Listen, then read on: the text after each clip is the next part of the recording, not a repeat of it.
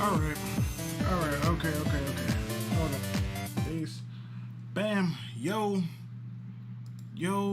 what's going on? Hold up.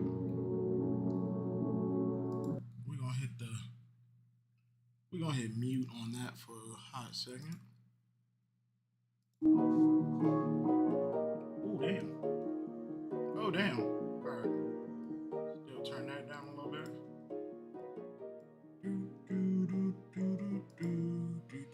Yo, what's going on? How's everybody doing? Hope everybody's having an amazing Sunday. I'm not gonna lie, I forgot about the chapter. I was supposed to stream yesterday. What the? I was supposed to stream yesterday, but life got in the way. Took my little sisters to go see Black Adam. They enjoyed it. I thought it was alright. Wasn't too bad.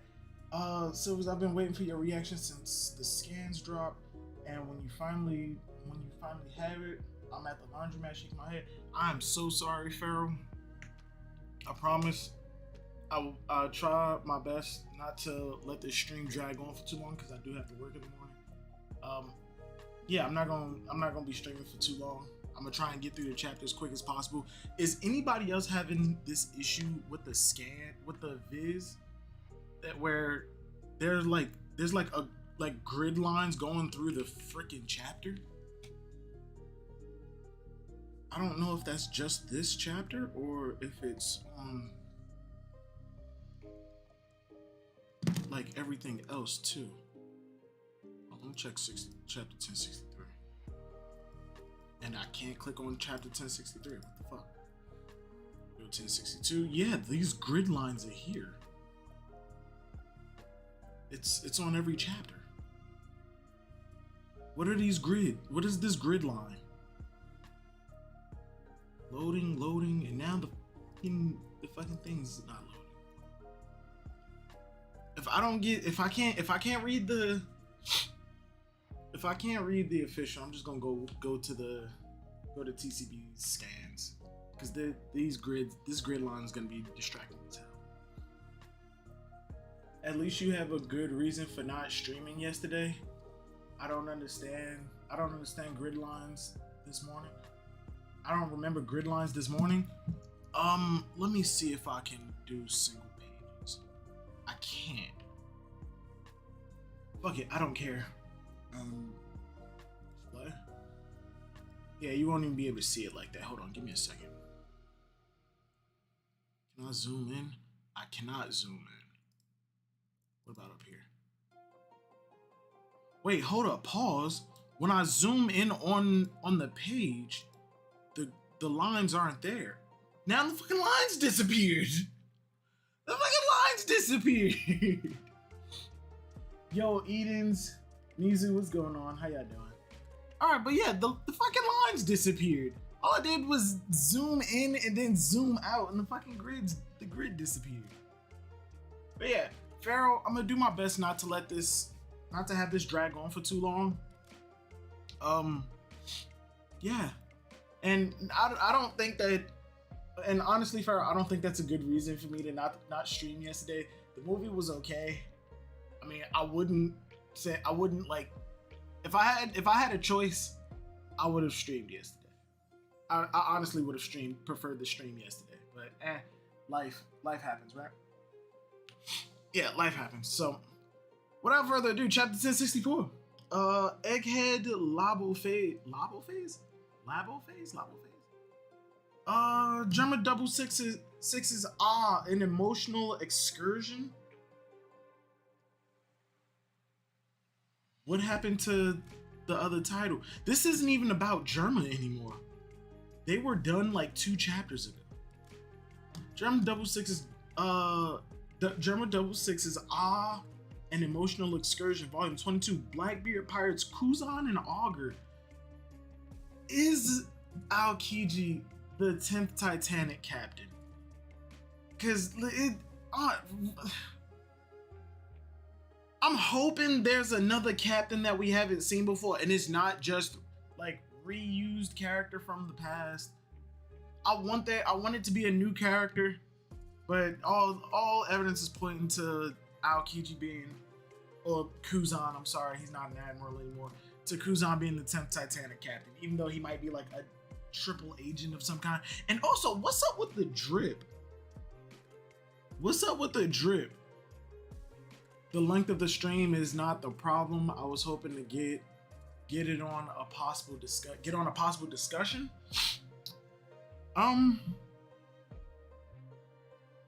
I think I heard there's no chapter next week. If anything, we can probably do a discussion on either Thursday or Friday. Hell, maybe even Saturday. But yeah, not feeling Aokiji's outfit. Why did they change Aokiji's outfit? What was wrong with his revolutionary looking outfit from Punk Hazard? He looked fine. Why is he dressed with the poofy shirt? It feels like Blackbeard recruited all of these people and told them, y'all have to dress like y'all going to a Renaissance fair. You have to be LARPers. Cause everybody on his crew went, like, even the level 6 escapees, they all went from like jail outfits or like suits and shit to I don't even know what the colonial outfits. He had to commit to the pirate fit. Bro, nah. His Punk Hazard outfit was perfectly fine. He looked like a Blackbeard pirate. I don't even know what the fuck that means. The only one who's not wearing the LARPer outfit is what the hell is his name? Is Shiryu. Outside of Shiryu, everybody else is wearing colonial outfits. Even Katarina Devon, she's wearing like a somewhat of a pirate captain outfit, but even she's wearing old timey clothes. I don't know how I feel about Aokiji's outfit. I'm sorry. BB don't trust you if you can't dress the part. They already don't trust Kuzan or Shiryu. Like Burgess said that in Dressrosa. He was like, "Yo, I don't trust Aokiji or that bastard Shiryu," which is why well, no, I wouldn't say they should have been on this mission together, but yeah, they give them time to scheme. Oh my god. I'm not feeling the fit. I'm not feeling the fit. All right, next page. What is this page? Page 3. Run all you like. There'll be no escape. Hakugan, take the polar tank. Oh, that's the asshole with the mask. Hakugan, take the polar tank. Sachi Penguin, into the sea. Sure thing. Wait, into the sea. Sure thing. Room. Amputate. Is Law really trying to go at Blackbeard like this? Aokiji had the revolutionary fit back then. He down for the cause. Stride, what's going on? Did he start yet? Yes, he started like, I want to say like 5 minutes ago. Bro, Aokiji fit that's not it, bro. It's not. But why? Law pretty much just said, I took on Kaido and Big Mom. I'm not afraid of just one emperor. Yeah, I feel like Law about to get washed. Zero. I feel like Law's about to get washed. But he might put up a good fight. Law has already shown that he's capable in the fight, regardless of who it is. I want Law's crew to show that they're not scrubs. The memes for Law's crew need to stop. Real shit. It needs to stop. Where did it go? Re-room? Wait, what the fuck? Re-room? What the fuck is re-room? Is that supposed to be like wait. Oh yeah, he got the little ball. Law's Papa has awakening from Jump. Law's Papa has awakening from Jump. Law to go Billy Bob. I'm starting to think so, bro. Law's always been that nigga, but god damn. Oh, Rerum, amputate. Wait, hold up. Did Blackbeard dodge that? Or is he cut in half? No, Blackbeard dipped it. Only Stronger got hit. I didn't hear that your powers could do that. I mean, hold up. I hate these fucking ads. I'm about to just download these songs and just play them on a player. Now that I'm thinking about it, I should have did that shit a long time ago. I didn't hear that your powers could do that. Is that an awakening technique? Wait. You didn't hear that his powers could cut people in half? What's different from this? What's different from this and just have just a normal room?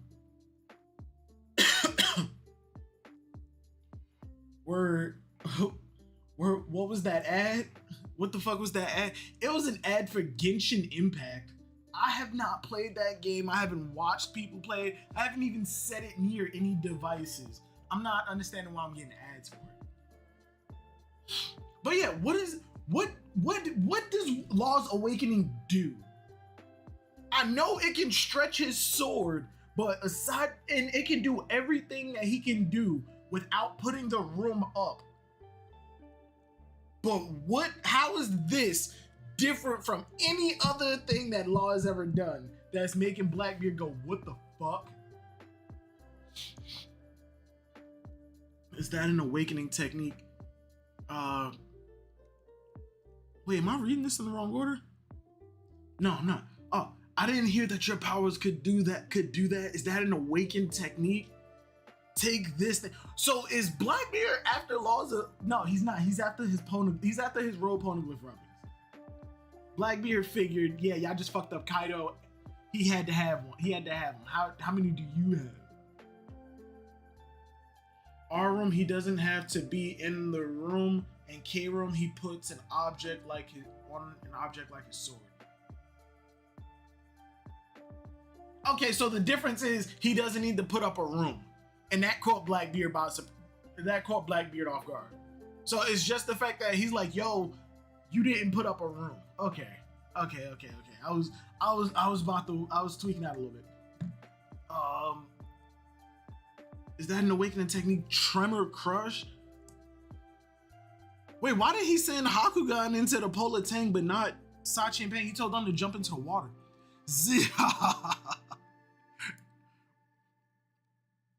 Wait, what the fuck? Is that No. It's a shockwave. It's a shockwave from the Quake Man. No, damn it. Are you dead? Are you dead? Are you dead? Stronger? Wait, what? Are you dead strong? Oh, he's talking to the horse. No, damn it. Are you dead stronger? Too bad you were a good horse.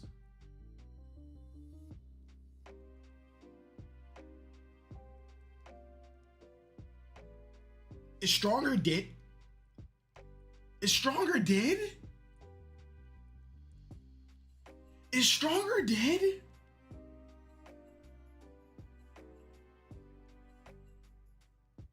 No, did Stronger die? Did Law just kill one of the Blackbeard pirates? Bet or no, he just killed a Blackbeard pirate. But too bad you were a good horse. Take this. Look out for the exploding apple. For the exploding apples. What the fuck? What the fuck? Is Sachi a fish man?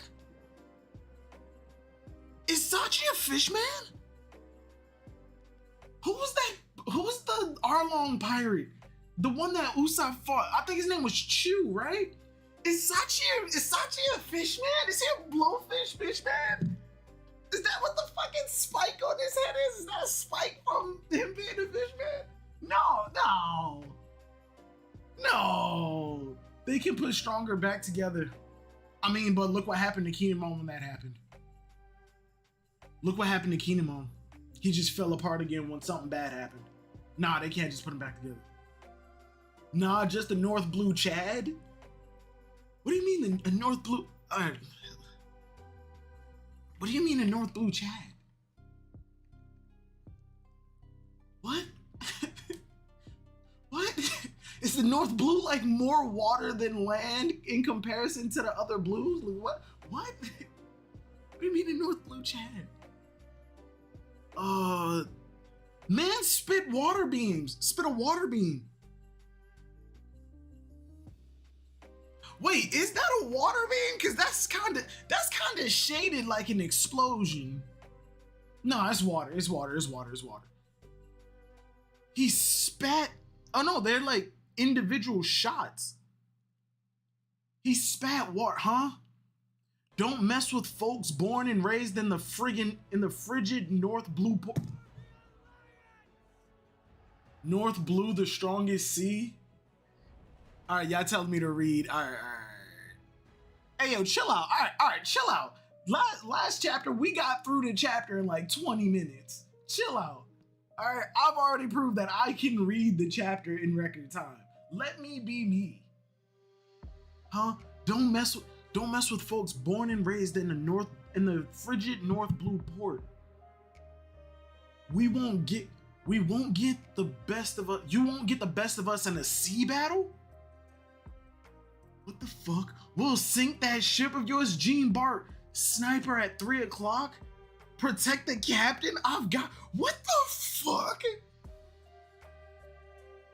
K-room. Wait, hold on. Wait. No, wait. He's in Whole Cake Island. He was supposed to be in Whole Cake Island right now. No. Whole Cake Island, the Whole Cake cover story takes place like at least a couple weeks ago. Wait, so where's Pudding? Well. Tough guard to break. Van Augur, what happens when an immovable object meets an unstoppable force? Jesus Christ. Is Lost Crew actually putting up a fight against Blackbeard Pirates? The Blackbeard Pirates? Not Blackbeard Pirates. The Blackbeard Pirates. Is Lost Crew really putting up a fight against these motherfuckers? They did nothing during Wano. They did nothing during Wano. And you mean to tell me now they're able to go, just because Law fought 2 emperors, his whole crew is now able to go at the Blackbeard Pirates?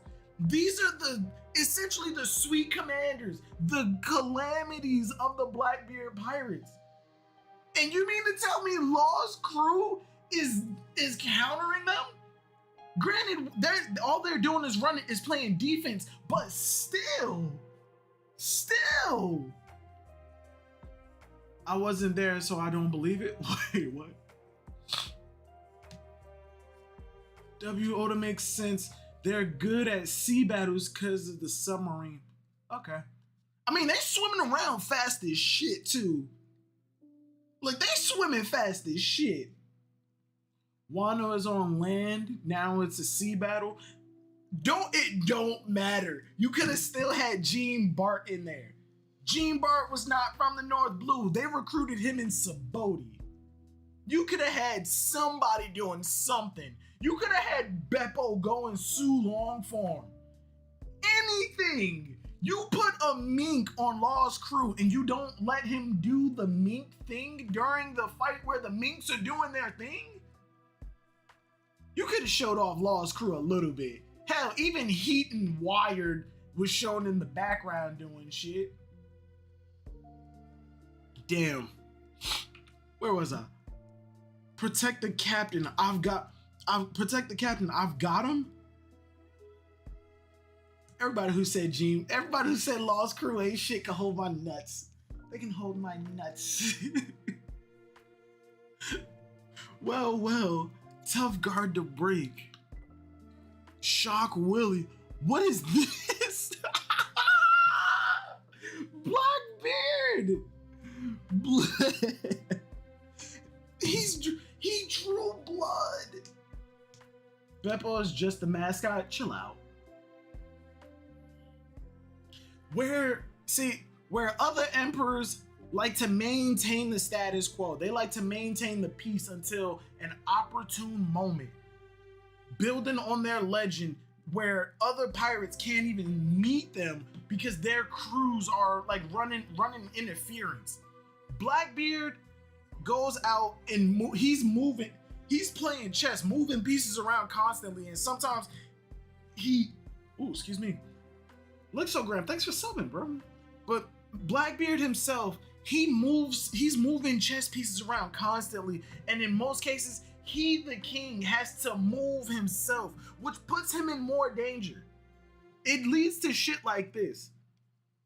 Now, I can already tell that there are going to be people who are saying Blackbeard's the weakest emperor. Look what Law did to him. No, nah.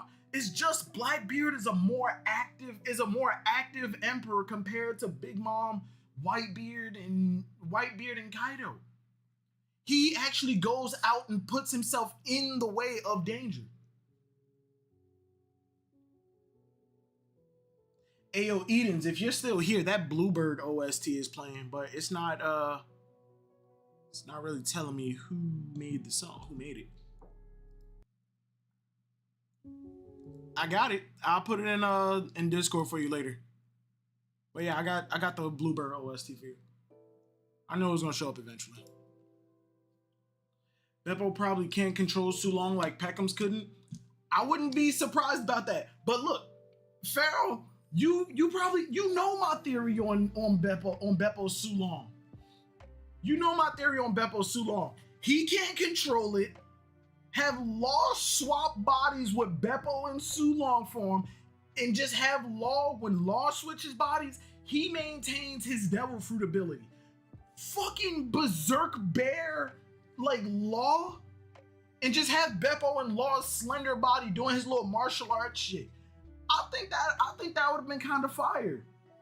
Like a Berserk Bear Law. He has the strength of a Sulong, but like the strength and endurance of a Sulong, which kind of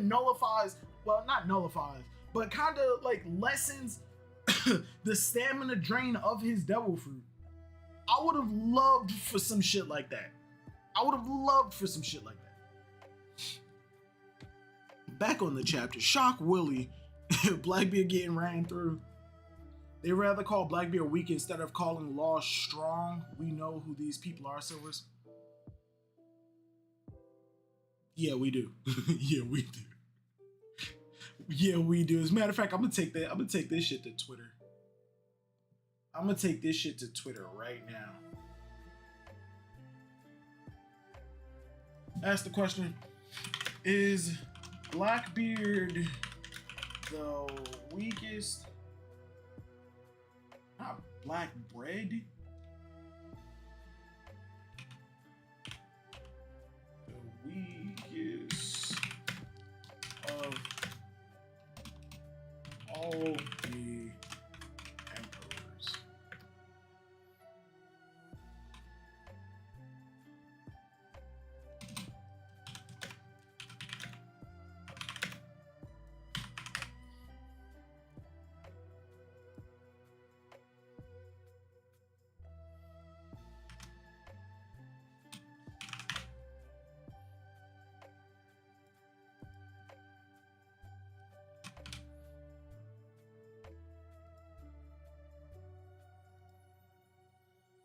Yeah, let's just put it up for an hour.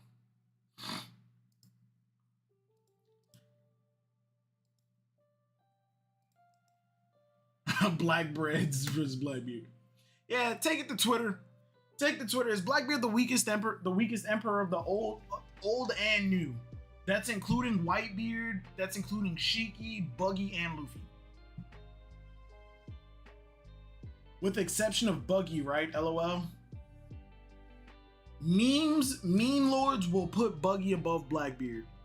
Just saying. Meme lords will say it. And nah, I'm including Buggy. Back on the chapter.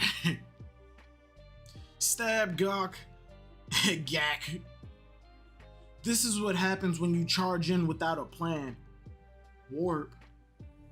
Does Van Auger have to say warp in order to warp? Because if that's the case, Law's room, and then pull a Corazon. Man's ability is useless. I mean, granted, he's still like a top class precision sniper who's quick on the trigger, by the way. Crazy when your head cannon gets shattered with facts. Wait, what happened?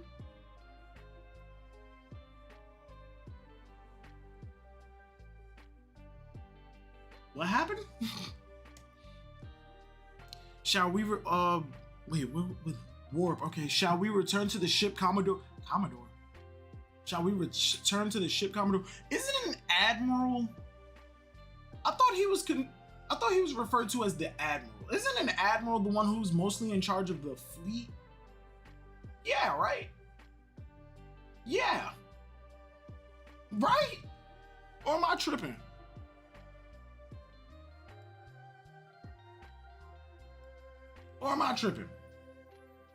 To me, it's Kaido, Shanks, Blackbeard, Luffy, Big Mom, Old Whitebeard, Buggy. You put Old Whitebeard that low?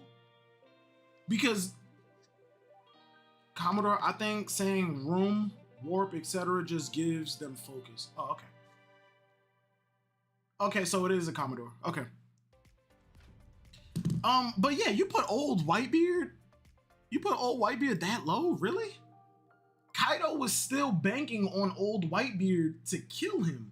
The only thing, well, at least in my opinion, the only thing that brought Old Whitebeard down was his sickness, and that didn't reduce his age reduced his strength a little bit, because you don't go from Pirate King to instantly being lower than everybody else. Like, just because you got a little bit older. Like, the difference between Pirate King and top level Emperor is a massive gap. His age, I think, just brought him down to just above the Emperors like Kaido and Big Mom. His sickness only caused him to stagger a bit in battle, and yeah, that can lead to points that that can lead to a battle, like a decisive hit. But in terms of strength and shit, I still put Whitebeard above like Big Mom. I'd be willing to accept Kaido and Shanks being above him, but nah, I'd probably go like Shanks, Kaido, Oldbeard, Blackbeard, Shanks, Kaido, Oldbeard, Big Mom, Blackbeard, Luffy. Well, no. I'm gonna have to type it. I'm gonna have to look. I'm gonna have to get my thoughts together. Give me a second. Let's finish the chapter first. Shall we return to the ship, Commodore? No, you fool. Stay on the offensive. Oh, and I guess he warped him back, or he just dropped him, or he just like let him drop. It's Blackbeard. So all of your officers have powers now. Which means they all share the same weakness, the sea. But the benefits are worth the risk. Blackbeard is a fucking tank. That man's a tank. Like, even before the darkness, even before his devil fruits, the man was strong enough to make Shanks go. Hold up. The man was strong enough to make Shanks tell Whitebeard, like, yo, pull that man back. Blackbeard is dangerous. He did this to me, and I wasn't playing. He did this to me, and I was not fucking around. That's Blackbeard. That's fucking Blackbeard. And then give him the darkness fruit. He has a devil fruit power that he's been stated that every hit I take, the darkness absorbs everything, including pain. So every hit I take is like damn near 10 times what anybody else would feel. The man takes damage, and he just continues on. I'm talking about Marineford Whitebeard with his sickness and without IVs. Yeah, oh god, Elgato, that's what I'm saying. I think Old Beard is still fucking up there. Like, look at people use that statement that Garp said at Water 7 that he's only throwing the cannonballs at like 50% of what he used to. I think that's an over exaggeration, but look at what Garp is capable of. Look at Garp. Him and Whitebeard went from fighting they were Pirate King. They were on the level of Pirate King. Garp got older, and yeah, it brought his strength down a little bit. Whitebeard got older, brought his strength down a little bit, but he also had that added sickness, which brought him down a little bit more. I still think that those two are still above Kaido and Big Mom, and in their healthiest.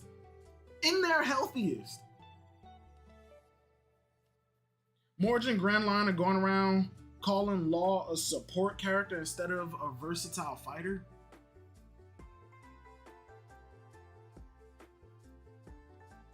Law is like Big Mom in this when it comes to their devil fruits. They have a lot to their kit, and a lot of people look at them as more of a Swiss Army knife rather than a fucking knife. Like, yes, they have a lot to work with, but that doesn't mean that they're automatically relegated to like the side to play support to people who are only like front on fighters. I think that's what kind of gets at me a lot more when people like look at characters in terms of like their versatility.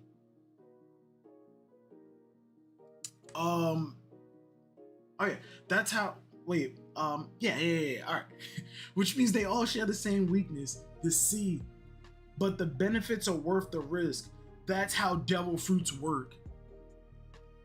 An attack from the water. They're trying to sink our ship. These niggas are what the fuck? Oda said he wanted to do more sea battles a long time ago. People thought the fucking raid on Onigashima was that sea battle.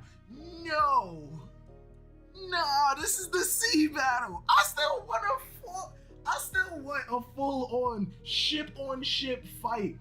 Yes, characters can jump on each other's ships and like go at each other, but I want the main fighters to be going at each other from ship to ship, and the rest of their crews are running defense to prevent the ships from sinking, and that's giving the main bads, the main fighters, that fucking footing to continue their fight. If I had to make any comparison, Pirates of the Caribbean at World's End, the end battle when they were in the fucking whirlpool, that is what I want to see. Give me some shit like that. The only difference is that they won't have like a key piece to be fighting over that kind of propels the story forward, like the fucking treasure chest, the Davy Jones's heart. Imagine that just because the plot wouldn't allow him to beat Dofi 8 years ago. Touche.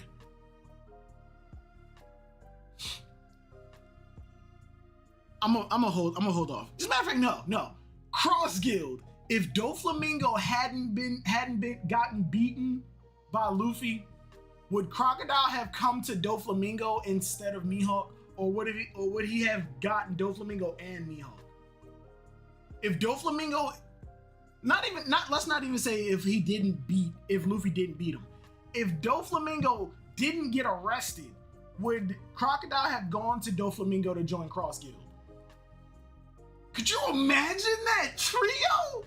You got Crocodile, Doflamingo, and Mihawk standing at Buggy like, you need to fork up the money, or you got 3 goddamn demons to deal with. That's a fucking power play. Those are gods. Dofi is breaking out and joining Cross Guild for sure.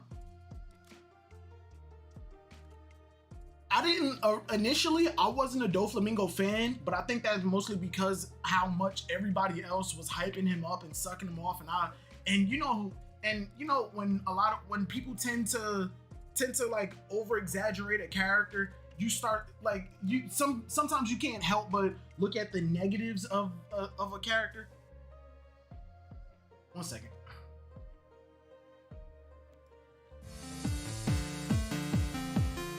Give me a second. Ah.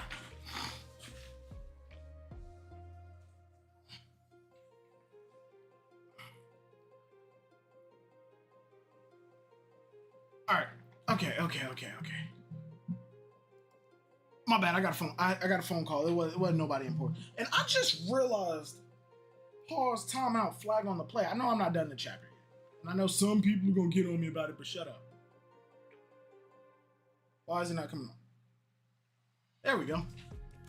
Alexa, turn off overhead. I just realized that. Matter of fact. You know, fuck it. We just gonna leave it like that. But yeah. Cross Guild. What was I saying? Doflamingo.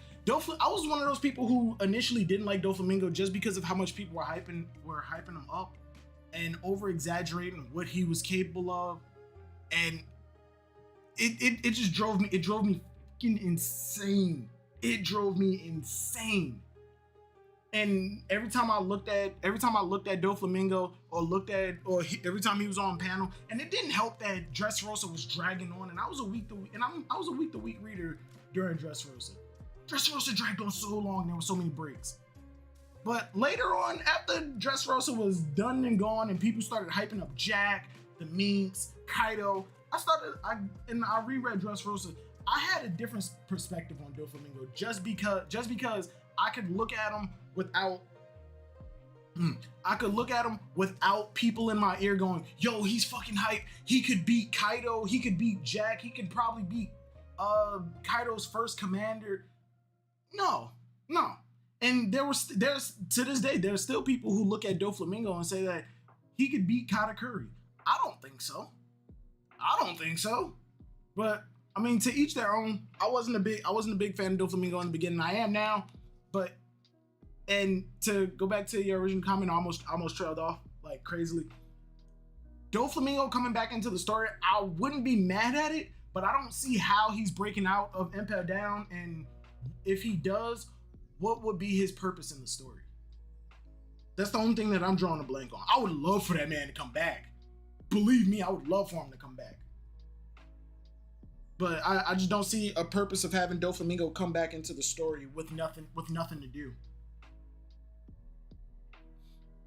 Kaido Dofi is terrified of that guy. I know, that's what I'm saying. That's why when people brought up that Doflamingo could probably beat Kaido, before we even got introduced to Kaido at that, it was just like, where are you getting this information from without any evidence to back it up?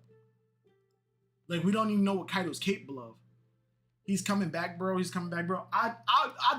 think I do want Doflamingo to come back, and I think he is gonna come back. I just don't know in what context. I'm surprised Dofi hasn't been killed by CP0 yet in prison. That's what I'm saying. Fuck! How did I forget his name? Oh, shit. There's an artist who is an amazing fucking artist that I fucking love. Is it Ricky? Yeah, Maz Ricky Akong. There we fucking go, right here. Oh, Ricky Akong Sabroto? Maz Ricky Akong Sabroto. Follow him on Twitter. Please follow this man on Twitter. He did a fan comic of Doflamingo breaking out of prison. He did his own version of Doflamingo breaking out of prison. And I think CP0 came in to try and kill Doflamingo, but Dofi had backup, and on top of it, Magellan was running counter interference, trying to stop CP0 from killing Dofi and trying to stop Dofi from escaping the prison at the same time. So it was a three-way battle between Dofi, CP0, and Magellan. I fucking love this. I mean, what's Cross Guild's purpose? Cross Guild's purpose, I think their whole goal is to try and become Crocodile is trying to become the top pirate in the sea. Mihawk, he joined for whatever fucking reason, because we already know Mihawk don't really give a fuck. Marine Hunter. I hated that shit. Parallel to Zoro's Pirate Hunter. I hated Mihawk. I hated Mihawk's old epithet, or like his secondary title, the Marine Hunter. Hold my nuts. Back on the chapter. An attack from the water. They're trying to sink our ships. I didn't know they were good at fighting in the water. Really? I don't have time Really? to upgrades for this thing. Can't you just build me one? Do I look like a PC building company that uses only... Shut up, Linus. Oh, I didn't know they were good at fighting in the water. We're experiencing a little attack-related turbulence, but I'll pass. It'll pass soon. Our Commodore is the greatest. Fucking pudding? Fucking pudding? If Mama is still alive, you won't be talking like that much longer. How's the new era supposed to get going if all the old legends are still kicking around? Well, the guy we're fighting now is the one who killed Big Mom.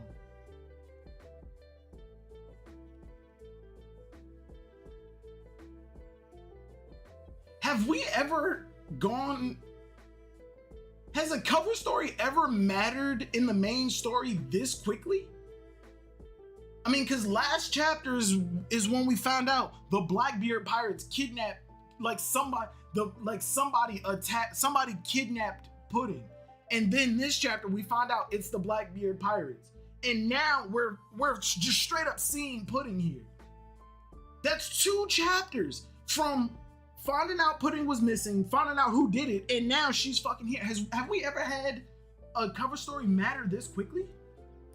It's the first time? I know Kobe and Helmeppo's story was pre-time skip. Their story was pre-time skip, and it didn't come into... I think their cover story was like immediately following Alabasta, or during Alabasta, something like that. And it didn't come into play until post in his lobby. Didn't it happen in the Ace flashback? Wait, what do you mean? Also, Kuma, what's going on? I think Buggy's cover story wasn't straight into the main story where he met Luffy in Logtown, but I could be wrong.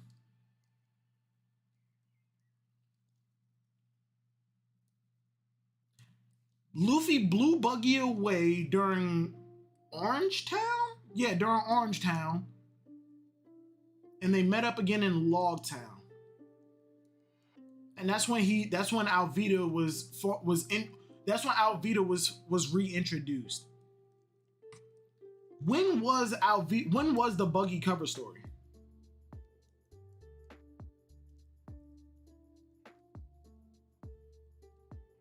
And Ogata, what was the cover story during the Ace flashback? I'm drawing a blank. Yeah, but I'm drawing a blank. I'm gonna come back to it though. I'm gonna come back. Mama, hi, Big Mom. We're fighting the dude. Pudding's showing her third eye. First off, giggity. That's still like 3 arcs in between, right? Yeah, but I'm talking about the cover story. He got blown away, but I'm not sure when Buggy's cover story started and when it ended, and how long in between the ending of the cover story and his reintroduction in Logtown was. That's what I'm talking about. But yeah, Pudding's showing her third eye. When Ace was looking for Blackbeard, Ace's Blackbeard hunt, I could have sworn that was right after Alabasta. They did that right after Alabasta. Was that really during the Ace flashback? Did that cover story really happen during the Ace flashback? No, let him read, please. Ah, shit. Yeah. I apologize. But yeah, Pudding showing her third eye. Sanji told her she was beautiful. Now she's pulling her bangs back. Is that really Sanji's in-game waifu? Pudding looks beautiful in this page. She straight up does look more confident. And she's beat up too. So Pudding must have put up some kind of fight. One of the Ace chapters was 275. I gotta go back and look at it. We're fighting now. The guy we're fighting now is the one who killed Big Mom. Big Mom's not dead. When my bad, I'm sorry. When oh god, I hate ads. Yeah, I'm gonna download this entire playlist. As a matter of fact, if y'all got some lo-fi anime that's like royalty free or not copywritten, please post it in the One Piece manga chat. I download it and we can put it on a playlist when we read chapters from now on. Big Mom's not dead. When Mother Caramel died, her little son homie disappeared, and then Big Mom made her own. Isn't she like 15, 16? I think she's like 15. I think she's like 16. You can say that she looks pretty. What the fuck? I mean, if you want to call the cops on anybody, call them on Oda. Rebecca is only like 16 years old. Call them on Oda. But yeah, I forgot. I lost my train of thought. Fuck it. Moving on. Yeah, Big Mom's not dead. Big Mom's not dead. Because Big Mom not dead, I'm with you. Yeah, Big Mom's not dead. She's not. Because Nami still has Zeus. Zeus should have disappeared. And on top of it, it's a part of Big Mom's soul. If Big Mom's soul doesn't exist, Zeus should not be here. If Big Mom died, Zeus should fuck off too. But yeah, Big Mom not dead. My hope for Big Mom and Alabasta is still coming to fruition. Nah, you said she's marrying Sanji? I said, is that his endgame waifu? Endgame could be years from now. All you need is 4 more years for her to be okay for him to marry. 4 years. But still, nah, I'm not with that. How old is Sanji? Isn't Sanji like 24 at this point?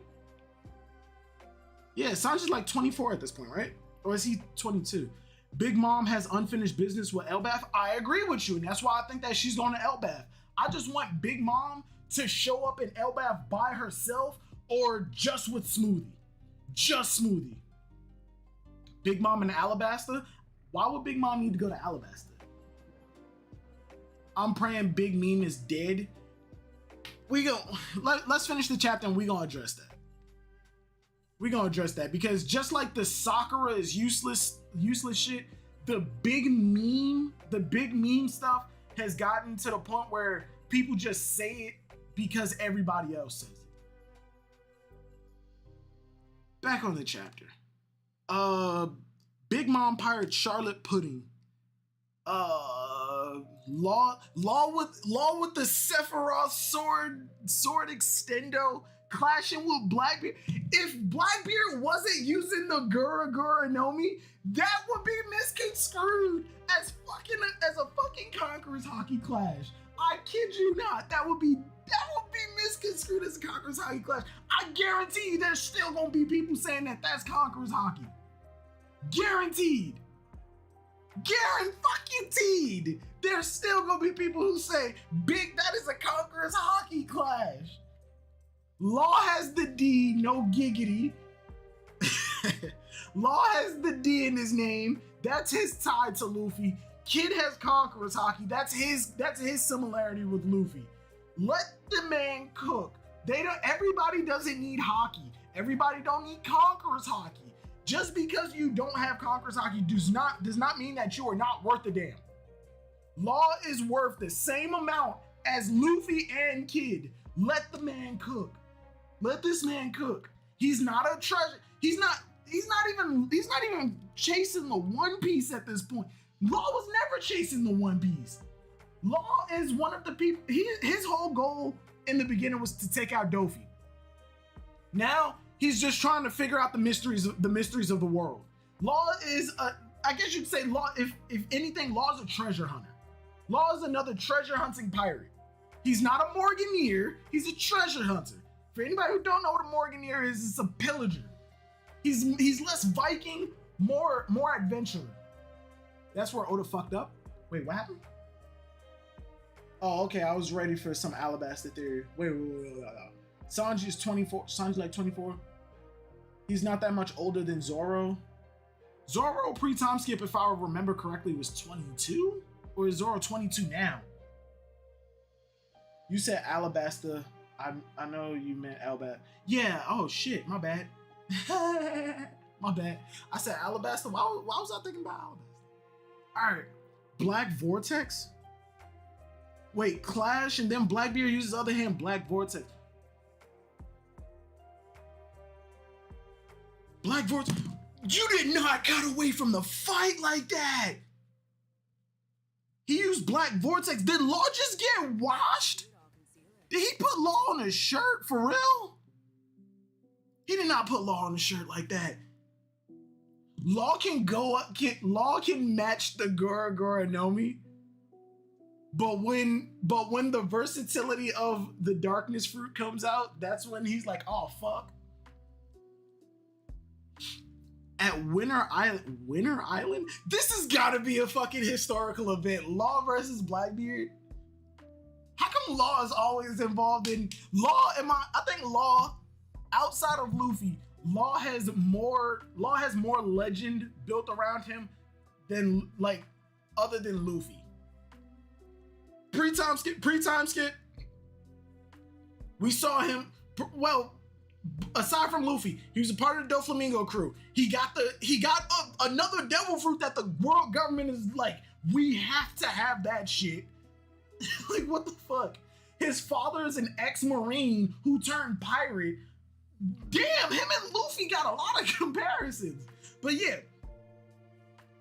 devil fruit, asshole father who just disappeared and went rogue. Like, he got the Rocky Port incident, and we still don't know the full context to that shit, because apparently it was more than just Law handing over 100 hearts.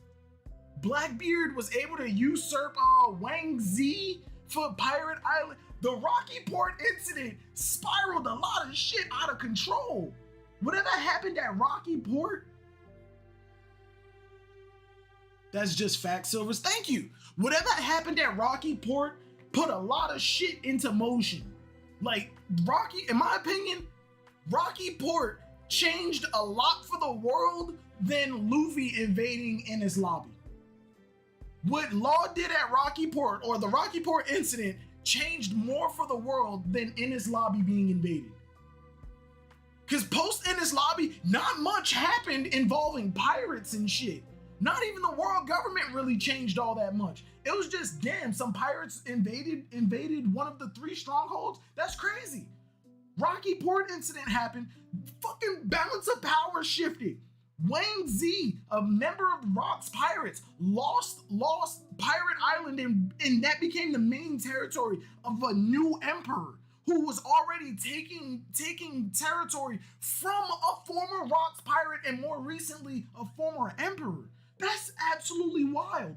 Kobe, whatever the fuck he did something so significant. The man got the title Hero of the Rocky Port incident. What the fuck happened at Rocky Port? What the fuck happened at Rocky Port? It involved Blackbeard, Wang Zi, Kobe, Law. Who the fuck else was there? Who else benefited from that shit? I'm dead serious.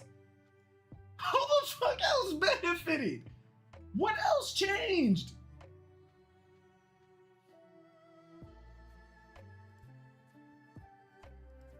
Time out, pause.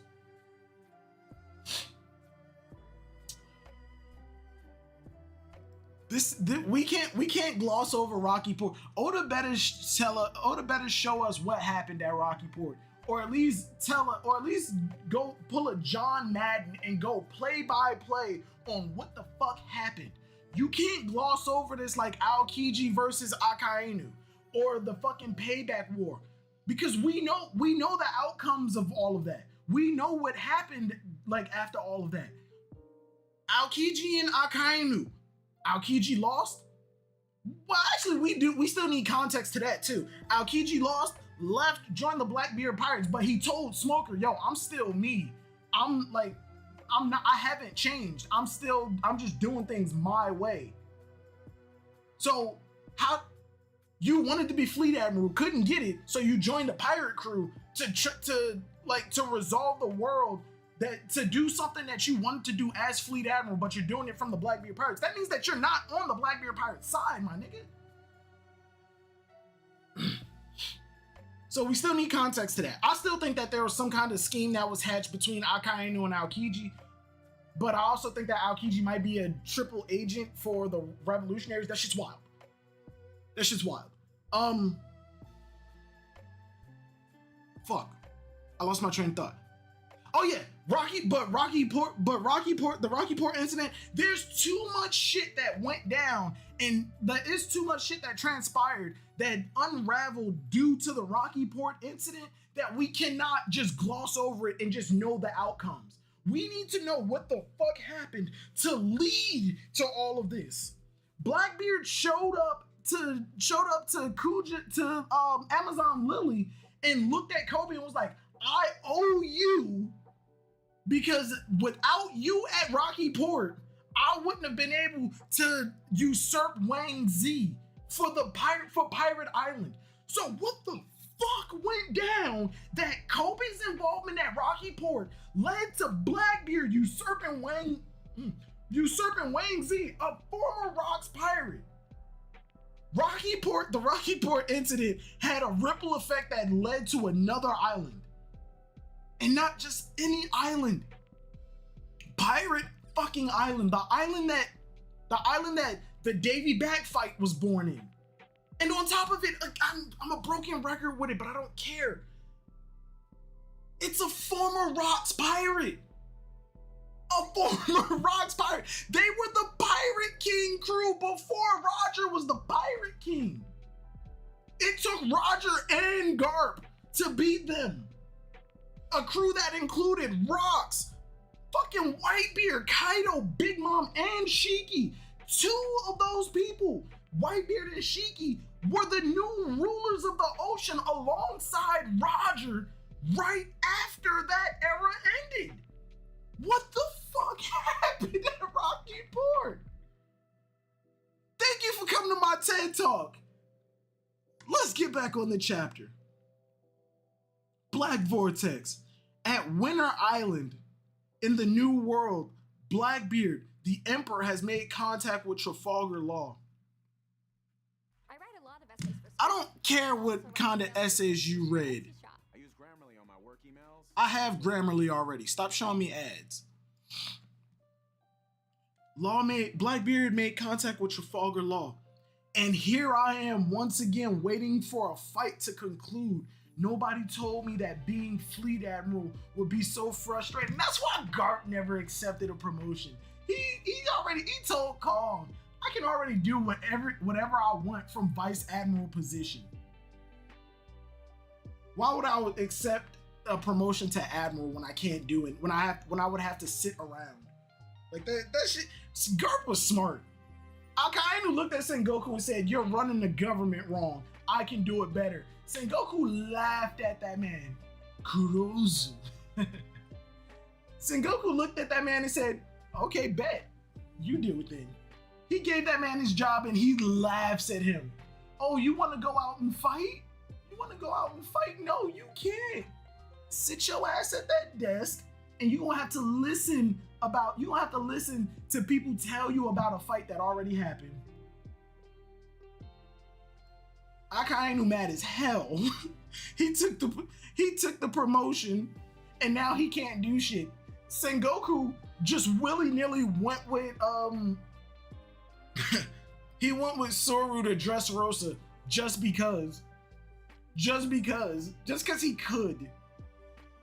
Law getting the Yonko treatment with that statement, bro.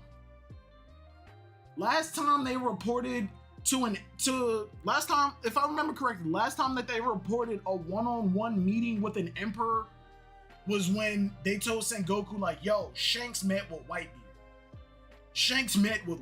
Like, when Shanks clashed with Kaido. That was the last time. I think those were like the main times that we heard about like one-on-one clashes. Law is effectively an emperor without being an emperor. Black Vortex, Winter Island. Nobody told me that. Yeah, it would be so frustrating. Meanwhile, on the Future Island Egghead, again, I fuck with Police Kuma. Meanwhile, on Future Island Egghead, looks like that pacifista came to a screeching halt. Anyway, Bonnie, couldn't you have picked a better age to disguise me? What the fuck? Plus, I get how you feel, but it ain't really him. If you can't let me beat those ones up, we're gonna be in danger. Is that possible, future Luffy? That's the bad future Luffy. Hold on, Luffy age 70, Monkey D. Luffy in a different future. This is bad future Luffy. Hold up. This is possible future Luffy. Hold on.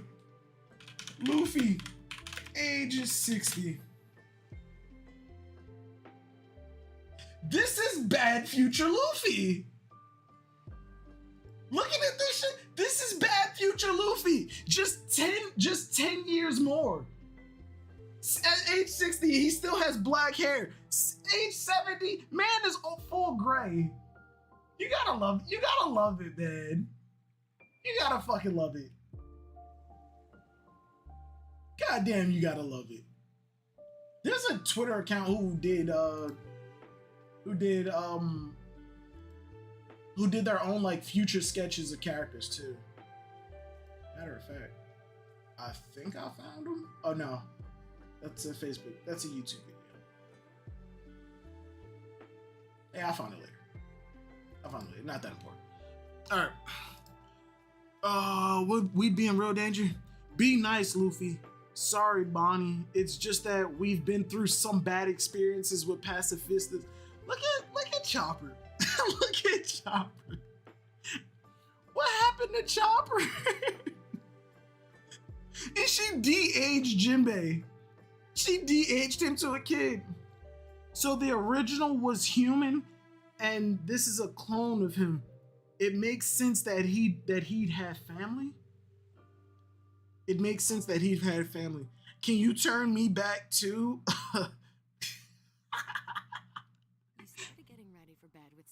If you don't mind me saying this, Bonnie, here's what I know about Kuma. He started off as a wicked king of the Sorbet Kingdom. A mental image. It's funny as hell. Until people drove him off and he became a pirate. ... He was affiliated with the Revolutionary Army too until the Navy captured him and sentenced him to life imprisonment. But Vegapunk was enamored with his muscle and latent abilities. So in exchange for taking part in body augmentation and clone development, Kuma was allowed to return to freedom as a warlord of the sea. What the fuck is that? So the breakdown is essentially what I was theorizing. The breakdown was essentially what I was theorizing. He was a tyrant king who became a pirate, who went out to sea and became a pirate to try and take shit over or expand his kingdom. Joined up with the revolutionaries, got captured by the world government, and then they gave him a choice, like imprisonment or experimentation. Silver said Blue Lives Matter. I come from a pretty blue family. Like, I'm not gonna hold you. A lot of my family members are actually in law enforcement. Like, so the whole like defund the police thing, I'm kind of mixed on, because from my experience with the police that I know, it's not. I don't have like horrible experiences with the police. I've had my fair share, but the police that I do know, they're not as bad as the ones that like a lot of people have been experiencing. Not saying that all cops are like incredibly good, upstanding citizens, because I know the fuck they're not. They're not. Keep reading though. Kuma was allowed to return to freedom as a warlord of the sea. Do I have that right? This bitch pulled the lightsaber? That's not a lightsaber. No. That's not a lightsaber. The warlord and clone soldier development, I can understand, but being turned into a cyborg might as well be a death sentence. Bonnie grew up on this island. She knows about the technology. Is she about to be a tech fighter who has the ability to age and de-age people? Is Bonnie about to be a fucking Jedi? Is Bonnie about to be a Jedi? But being a cyborg might as well be his death sentence. Who would ever make such a deal if they knew the consequences from the start? There's gotta be a reason. That's true, but life in prison. She didn't deny the allegations. So was Kuma really a tyrant king? Because that last image that we saw from Bonnie made him look like he was like a super sweet guy. That's true, but life in prison is a heavy sentence. How many crimes must Kuma the tyrant have committed? My father was no tyrant. Oh. That's a fucking lightsaber! He hated the world government. He would never work for them. They experimented on him by force. What was that laser beam saber? That's awesome! That's a fucking lightsaber! We fucking called it! Zoro! The black saber Zoro! Black saber Zoro. Zoro's about to get a lightsaber. Infuse it with hockey. He's gonna get a dark saber. He's gonna get a fucking dark saber. Let's go. Zoro's gonna get a dark saber. And I'm not gonna hold you. I think this might be a shout out. I think the little lightsaber sword might be a shout out to Kishimoto. I think it's Samurai 8 that Kishimoto did post Naruto. Yeah, Samurai 8. Their samurai swords are pretty much just hilts, like just a sword handle. A beam, like a ball forms at the end of it, and that ball of light is a beam sword. I think that might be a shout out to Kishimoto, and it looks exactly like this too. My father, he hated the world government. He wouldn't work for them. Was that a laser beam saber? That's awesome. This is a scrap heap, so it's full of remains of Vegapunk's inventions. We could use these. A scrap heap. Vegapunk just threw away a lightsaber?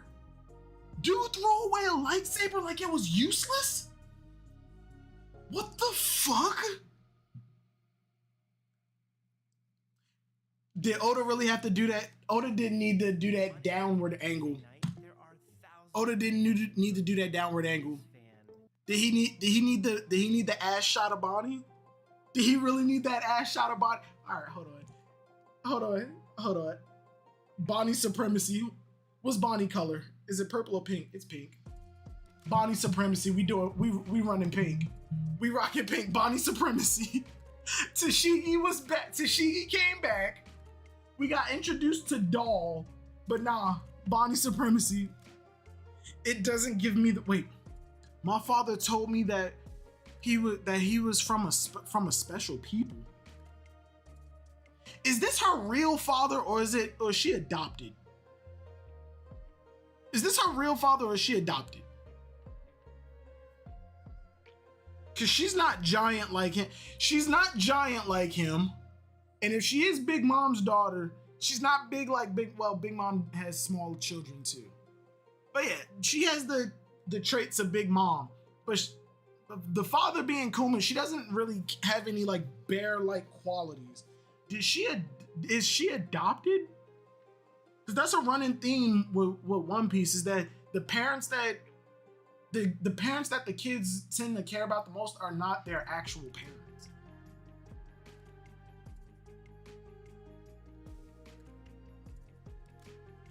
My father told me that he was from a special people. Is it a race or is it...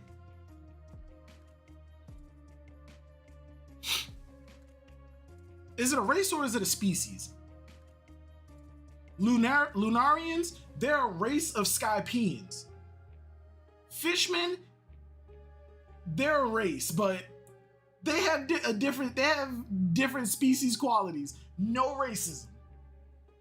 Damn, that just sounded like I was talking about. Nah, we gonna blow past that. I think Bonnie might be adopted. I don't think Kuma's her actual father. But if he is, my Bonnie theory still stands true. Just a little tweak, changing up a little bit of the relations. Instead of Akainu being her father, he's now essentially her husband. That could make sense as to why he's not willing to kill her.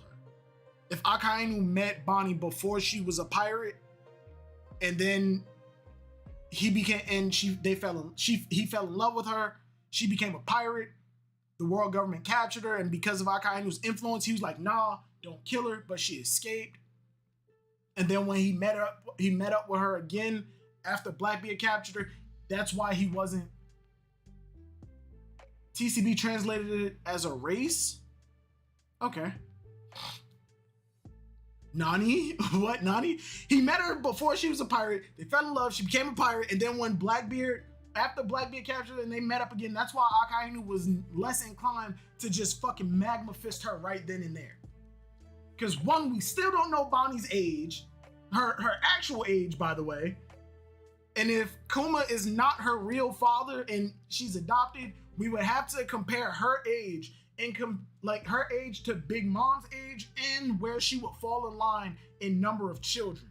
Once we get her confirmed age, we can look at the line of children that Big Mom have and place her somewhere.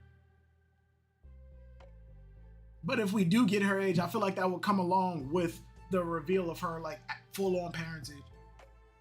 Because if Kuma's not her actual father, and she actually is adopted, we're gonna find out where she actually came from. And again, I think she ran away from Big Mom. Nani, LOL, what the Silvers, what in the hell of headcanon is this? There's been wilder shit that turned out to be true. Black blades. You know how you make a black blade in real life? You temper it. You temper it with oil till the blade turns black. And yes, that does make, and in some cases, the type of metal that you use. And that type of metal tends to be stronger than a normal sword. Motherfuckers was saying that, nah, black blades are made by hockey. You infuse your hockey so much that the blade turns black. Like 6 years ago, that was a wild fucking statement. Turned out to be true. Yes, it's headcanon, it's a theory, it's speculation, but it's no wilder than other people, than Fujitora a time-traveling fucking zombie. I'm just making connections based off of minor interactions and small observations of characters. I'm not saying that Fujitora exploded the planet with his gravity fruit that created a black hole that killed him and sent him to the past, and now he's a zombie. That's my favorite fucking theory, by the way. I love the time traveling Fujitora zombie theory. That shit's great. It's wild headcanon. She says she was on Egghead Island when she was younger. How young though? Because we have no context as to like how old somebody has to be in order to escape. Look at Momonosuke. Nigga's only 18. I'll say 18. He's only 8 years old, and he was fending for himself in the world. Like I don't think Sabo was about to leave home when he was a kid too. I don't think there's a set age to where like you can and can't defend yourself. I mean, unless you're an infant, like a straight baby. Of course you won't be able to. Well, no. Shanks and Uda were both placed in treasure chests that probably went through some shit. Law traversed an entire fucking sick battlefield, hid under a corpse, and then made his way from island to island at a young age, and then performed surgery on himself. Man pulled out his own organs. Fujitora being a time-traveling zombie is something that's out there. What you said is almost up there. No, the fuck it is not.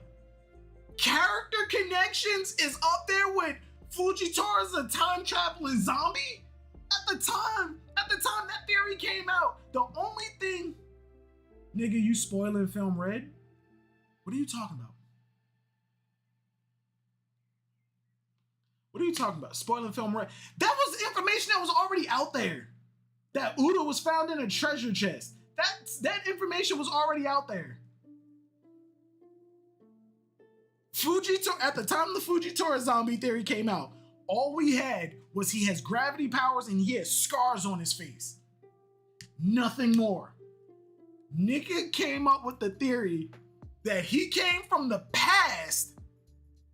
I mean, that he came from the future where the world was already destroyed and dying. All because he had a gravity fruit. And he made the connection of time travel because if gravity is connected to the other elements, it can create time travel. And somehow that meant he had to blow up the planet to create a black hole to come out of the future, to come in out of the past. What the fuck? I didn't know that. Well, you need to read data books because that information wasn't in the movie. That information wasn't in the movie. It was shown in the movie, but that information was in the data book. Film comes out in a few weeks. The film comes out November 5th. Yeah, comes out November 5th. I didn't know that. Pharaoh, you need to read data books. Because the data book gave that information out. Hell, I think it was even in the filler episodes that leads up to Film Red. The one where like Shanks first comes, like his landing in Sarah Village. I mean, not Sarah Village, at Windmill Village.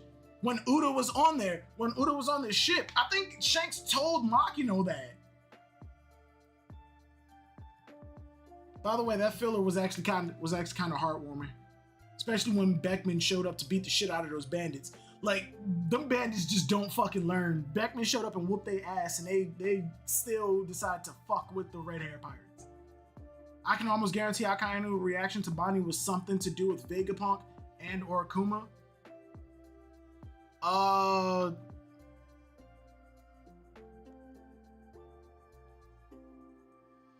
Probably.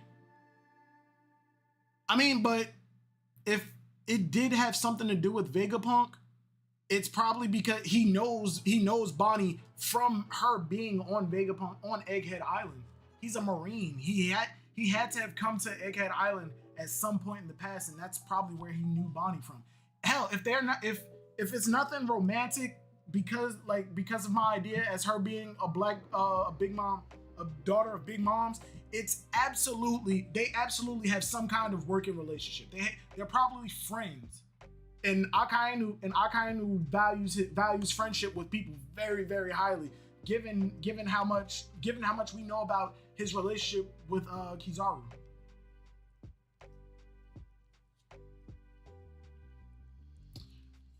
From putting on page 3, we've been here for 40 minutes. Bro, read while all discuss. Don't interact with us now. You're right. We'll move on. Session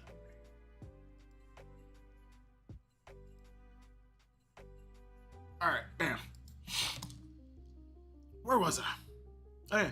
My father told me he was from a special people, but so what? That doesn't give them the right to force experiments on him. It doesn't give them the right to kill him. Touche. Just because you're unique and special, people like the government automatically thinks, hey, I gotta figure out how you work so we can just so we can learn it. Like even at the cost of your life. It's kind of fucked. You tell them special people. Team Sun, why do we keep jumping away? Team Sunny, whoa, we're flying. The robot is flying through the sky. The fucking General Frankie's about to get a massive upgrade. The Vega Force 1 here, Vega Force 1 uses jet boosters on the back for propulsion and floats using anti-gravity. Anti-gravity would just make it go up. The jets make it move. Okay. Using anti-gravity, it's only possible because of the island's air conditioning. But one day it'll be a reality all over the world. Vegapunk is just trying to make the world a better place. Hey, there's a giant monster down there. Really? What's the deal with this futuristic city? That's correct.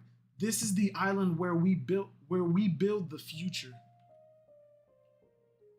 Future Island Egghead atop the clouds is the labo phase where the research happens. Oh, so the egg part is, no wait. Is it the fucking halo ring that's around it? Atop the clouds is the labo phase where all the research happens. Below is the Fabrio phase. The factory level, the workers and researchers live there. Seems like your captain is causing a fuss down below. Well, at least he's all right. Aren't you coming, Zolo?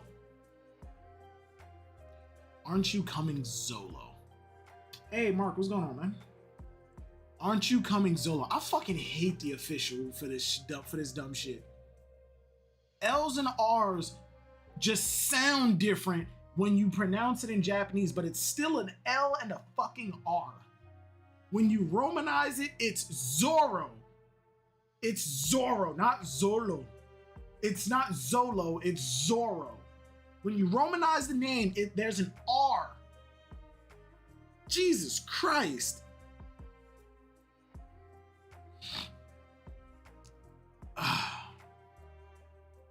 And if that is the case, his name isn't Brook, it's Bullock. Silver switch to the official. The only reason that I'm reading the official today is because I'm streaming on Sunday.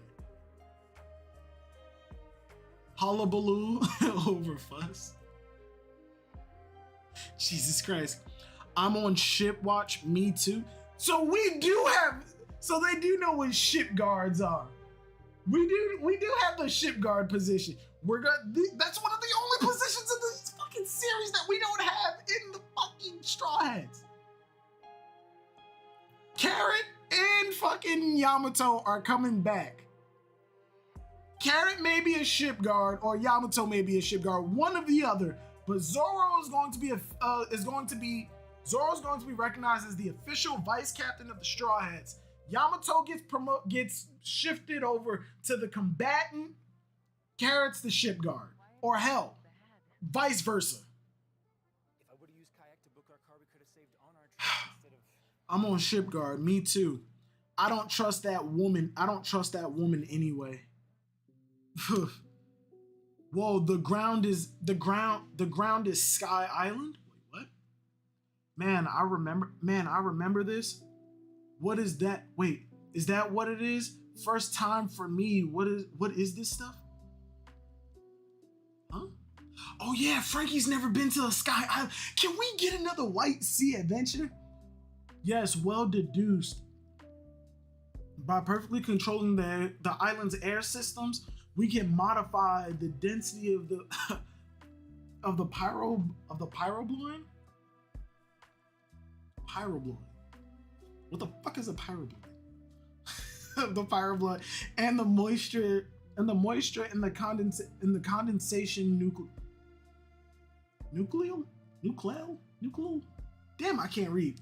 Thus recreating the island clouds and sea clouds from a sky island. How the fuck did this bitch go from I'm about to rob y'all and beat y'all ass to, oh, y'all are interested in all of this. Hey, let me tell you how this works. Hey, what's going on, Wing? Yamato is dead, bro. Let it go. Carrot 2.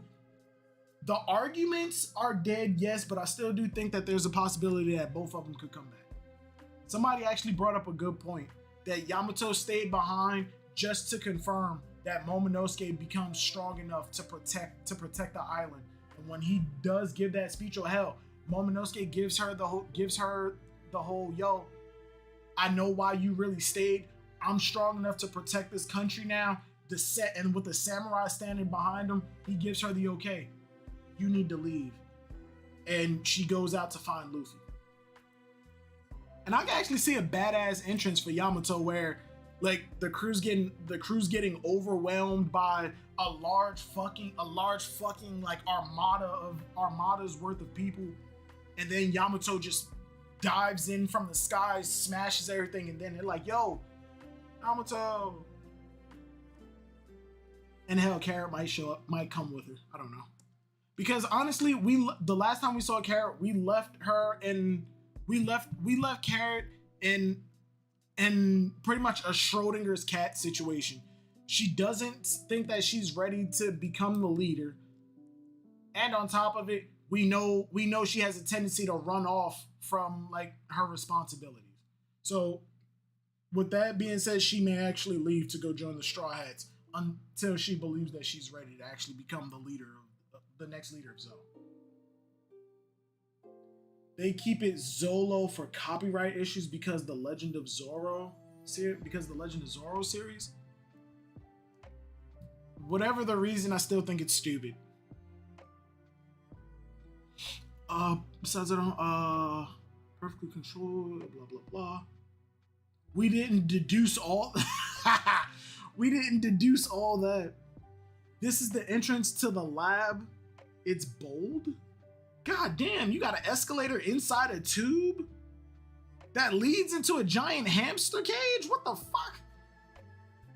It's bold. You'll have to change into research suits before you enter. The Trancos is just the side. Wait, the Trancos is just on the side. That's the changing area. They'll shrink down. They'll shrink down to fit any foot. They look heavy. Oh, the bucket shoes? You flip the switch and it fits to your foot. I hate these fucking shoes. Oda, draw better shoes. Oda, draw better shoes, my guy. First it was the Germa clown shoes, and now you got this dumb shit. I hate these fucking shoes. They look like Jenny's legs from My Life as a Teenage Robot. What the fuck? Whoa, these futuristic suits got me hyped. Who the fuck? Usopp, no. You got better style sense than that. And you're wearing a fucking romper. Not even that. You're wearing a latex cat suit. These suits got me hyped. It's so light and cute. Nami is essentially wearing panties and a track jacket. What the fuck? Robin's not wearing anything. Why is it always Rob? I'm not mad. Ooh, she got the knee highs on too. Ooh, Robin got the knee highs on. Okay. These futuristic suits got me so hyped. It's so light and cute. My top looks like an Aloha shirt. Is that racist? An Aloha shirt? I thought they were just called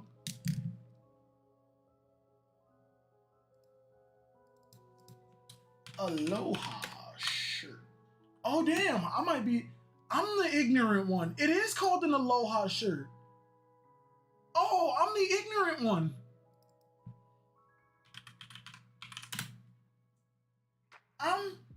Oh God, I'm the ignorant one. Oh damn. Sanji looks like a tourist. Robin's a baddie. Oh, I'm ignorant.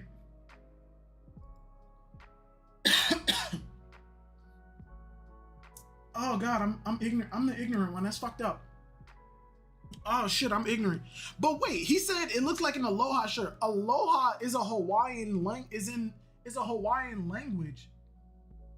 Aloha is a Hawaiian language. Does that mean Hawaiian is a confirmed language in One Piece? Or is it just, or are they just going by the name of the shirt? But either way, like, Oda just caught me being racist. Oda just caught me being real racist. Being a genius means being able to see even what your future contains. Wait, what? Wait, what? Oh, no. I skipped. Oh, no, I skipped some panels. My shirt looks like an aloha shirt, but it's all okay because Nami and Robin look so good. Yes, they do. Yes, they do. Look at them legs. Why does Robin look like a long leg? She got smoothie level legs.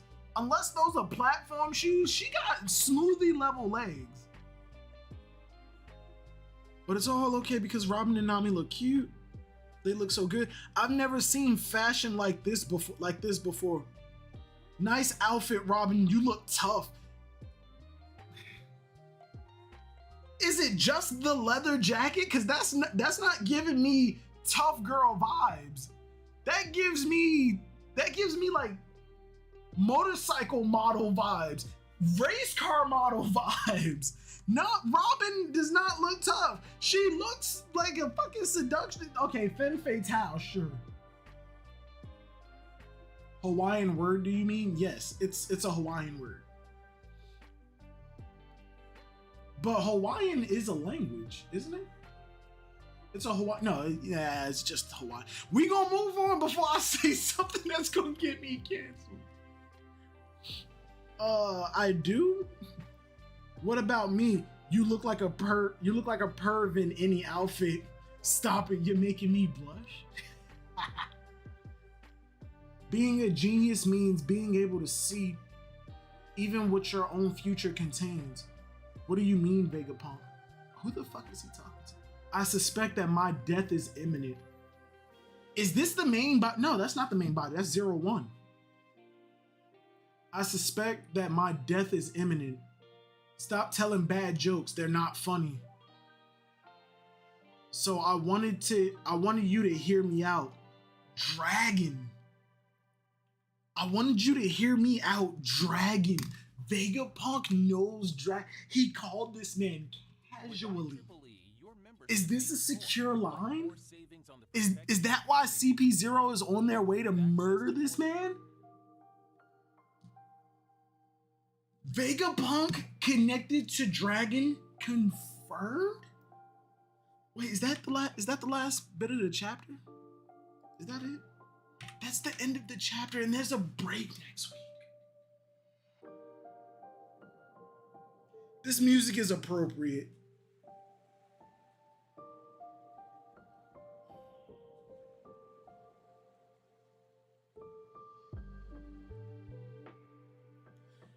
Vegapunk revolutionary connection confirmed.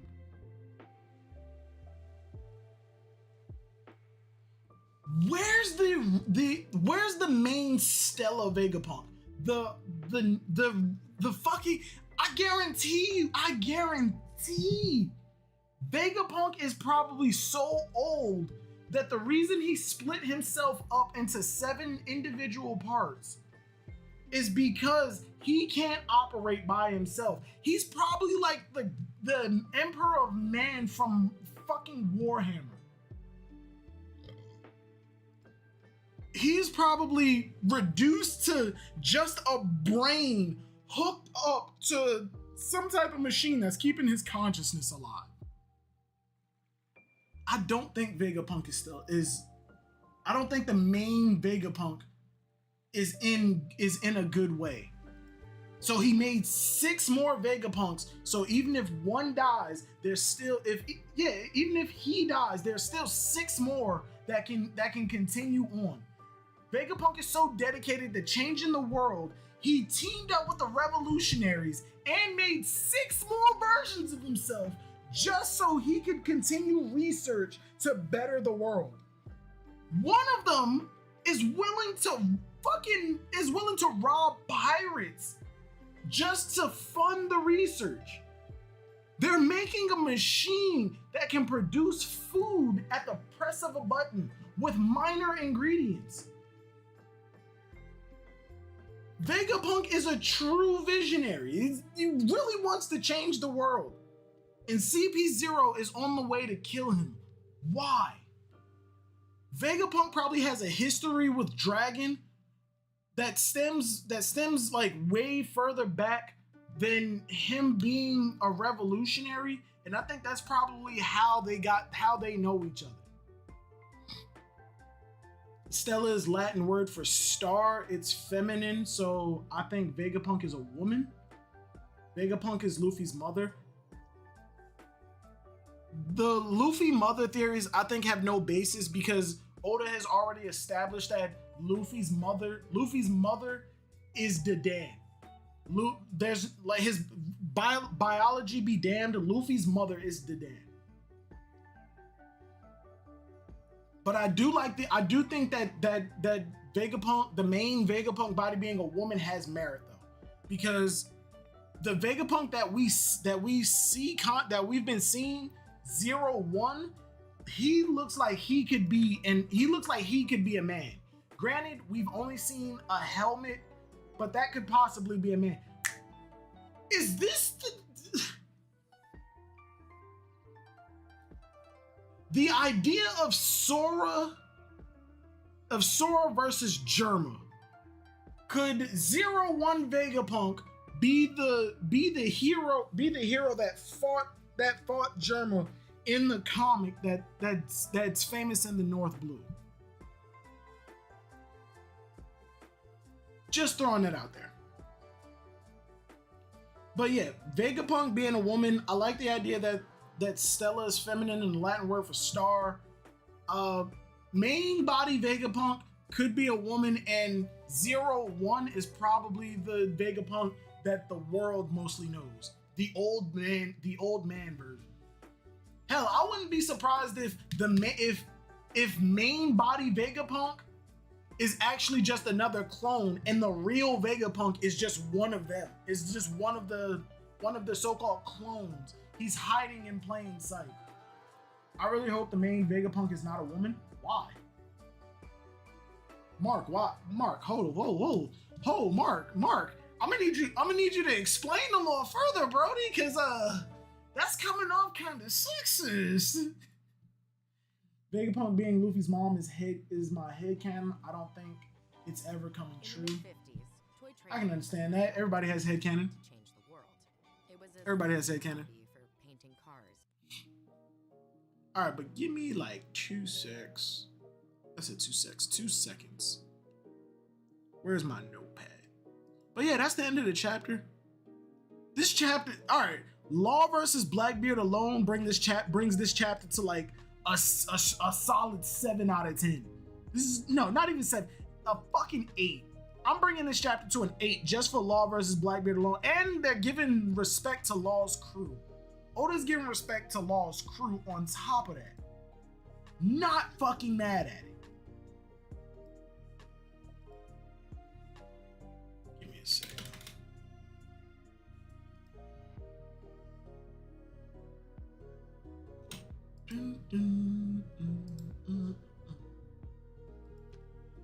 Okay.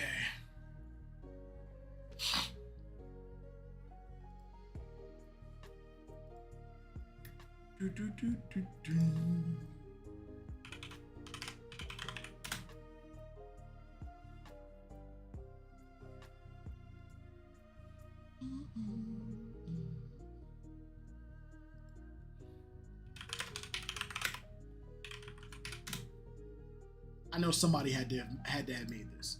I know somebody had to have made it. No, these are the first commanders, damn it. Yonko crew, One Piece. Strongest right hand, no. Yonko commander, top 3, Yonko. These are the Yonko Commanders.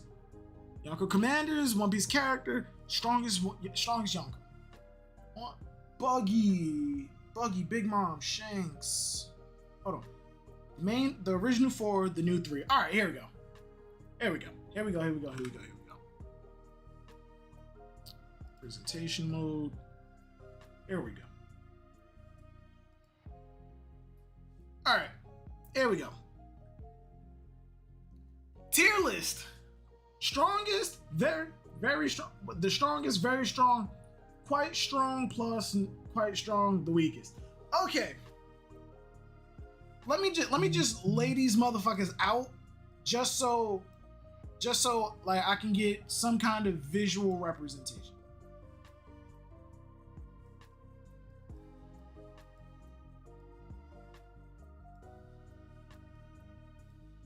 Just so I can get some kind of visual representation of it. Okay.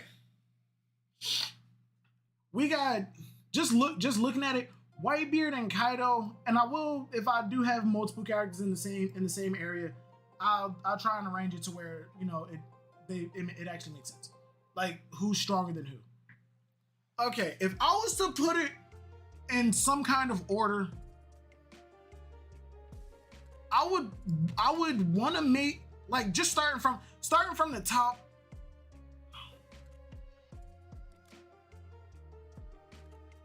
Fuck, this is difficult. This is difficult because if you put Kaido in at the absolute pinnacle of the strongest emperors, that means Luffy already beat him. Luffy already beat the strongest emperor, and there's no reason to go any further. Blackbeard is not stronger than Kaido, but it's just his versatility that makes him a threat. Then where does that leave Shanks? And then on top of that, if Kaido is the strongest, why was he banking so much on Old Beard to kill him? He knew that he had to have known that Whitebeard was older, and he had to have known that Whitebeard was sick. Like information networks within the emperors are fucking crazy. So just for context,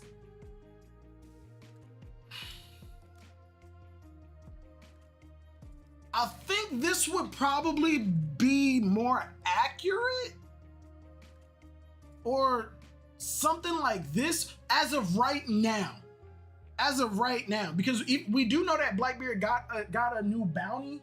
We do know that Blackbeard did get a new bounty recently, but at the same time, that may just be due to some significant event that he was involved in, not because he got stronger.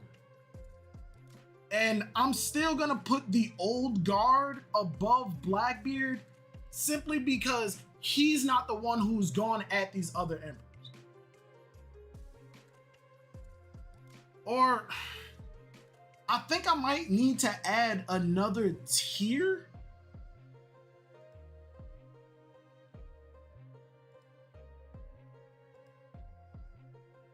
Hold on.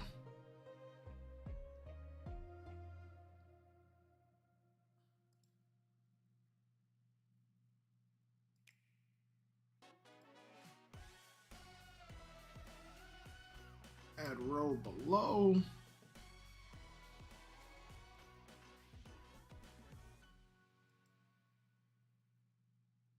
We're looking into sexual harassment in Hollywood. You used to work for Harvey Weinstein? We have allegations of harassment and assault. I know so many times. How close are they to going on the record? It's been weeks of no's. Weinstein knows what we're doing. Every call you make has been recorded. Matter of fact, hold on. I don't know if I can do this. He kills his story every time. That color there. I'll go on the record. This is all gonna come out. She said, rated R. I have to put quiet. Quiet. Strong. Plus.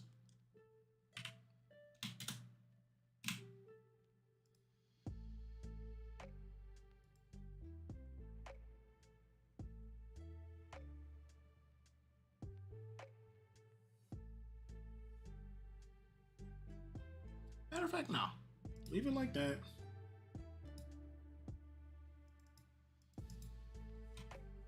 Damn it.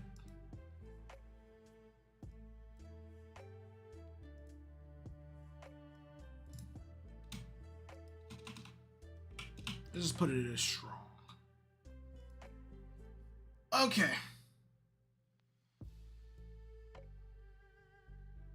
Would you put Big Mom above Blackbeard?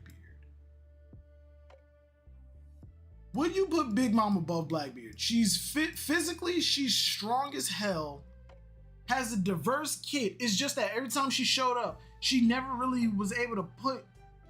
able to really give a lot like in terms of fucking emphasis on her power.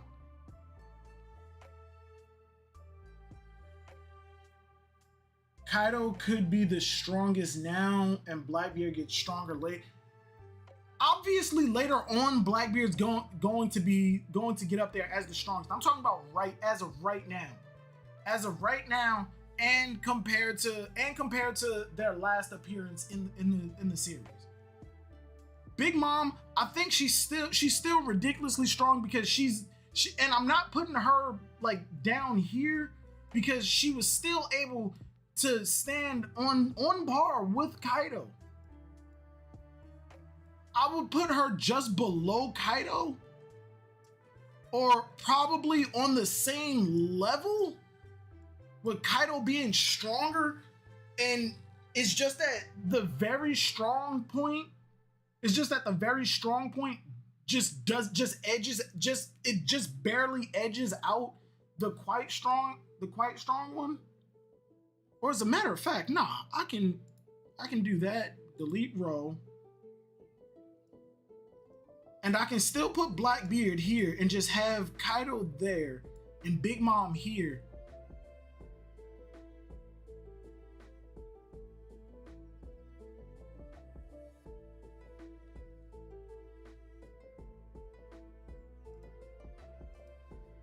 I hate that. All right. Buggy is obviously the weakest. Yes, Luffy did beat Kaido, but that was after he took significant damage from multiple people across the entirety of the goddamn arc. So I wouldn't give Luffy like above Kaido or even on the same standing as him, because even in Gear 5th, Kaido was still going at Luffy. Luffy was not overwhelming him the same way Luffy overwhelmed Doflamingo in Gear 4. Blackbeard would be afraid of Big Mom, no doubt. Life or BB cries for his life. We're not talking about one-shot abilities. We're talking about like in 1v1 fights. 1v1 fights, one-shot abilities be damned. Because if that's the case, you could argue that Law beats every single person in this list, no problem. But Luffy, just because you're a tier or even 2 tiers below, like, it's just in the context of, you got to keep in mind, it's just in the context of this list too. It's not in the context of this is the weakest person in the entire world. Yeah, Buggy's not the weakest person in the entire world. But just because Luffy is down here does not mean that he'd have no chance of beating either one of these guys. Looking at it in terms, and I hate doing this analogy, but looking at it in terms of like Pokemon levels, a level 50 could beat a level 60. It could. It's a fucking struggle, but it could happen. You just gotta know how to play the fucking game. And like I said before, Whitebeard being Pirate King, being a fucking Pirate King, in my opinion, does not automatically drop him. All like him being old. Add row above, add row above. Let's just say this is Pirate King.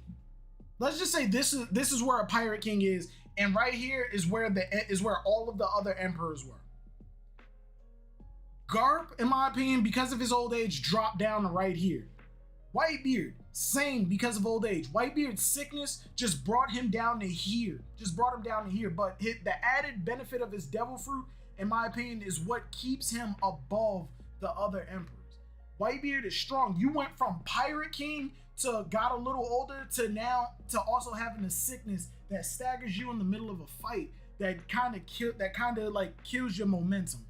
I think that's pretty much how it was for Whitebeard. But I still think that he was above everybody else. It's just that, and he even said it himself, I'm not gonna be the strongest forever.